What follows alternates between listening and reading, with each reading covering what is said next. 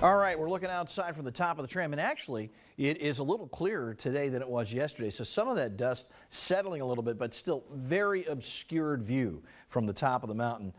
Dust being pushed into the atmosphere. Again, our wind advisory not just lengthened in terms of time frame, but expanded to cover a great deal more area, including the entire Coachella Valley.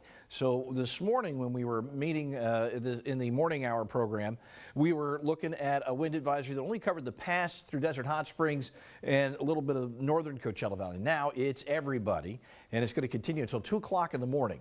We're seeing wind speeds around that 20-mile-per-hour mark in most of the valley, a little bit lighter as you head over towards South Palm Springs, down toward La Quinta, but it is still gusty.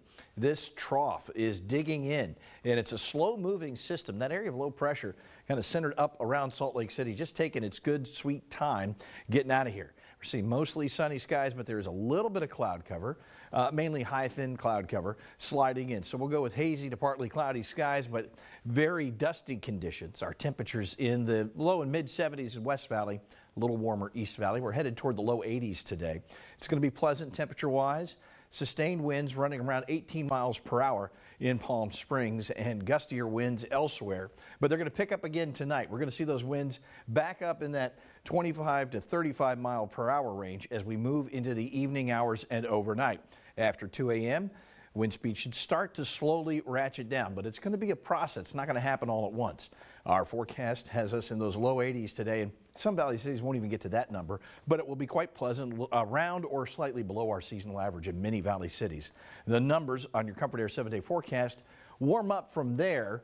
The first weather alert day should expire on Thursday early in the morning hours, and then we're looking at 80s and then 90s for the weekend.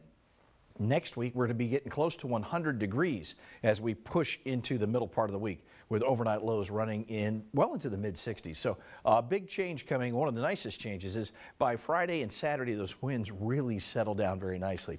Got a lot of things going on. The Indio Art event out at the Empire Polo Clubs this weekend. So we want those winds to back off. Madison. It'll be a great weekend. Thank you, Patrick. And on Wall Street, it's the last quarter hour of the trading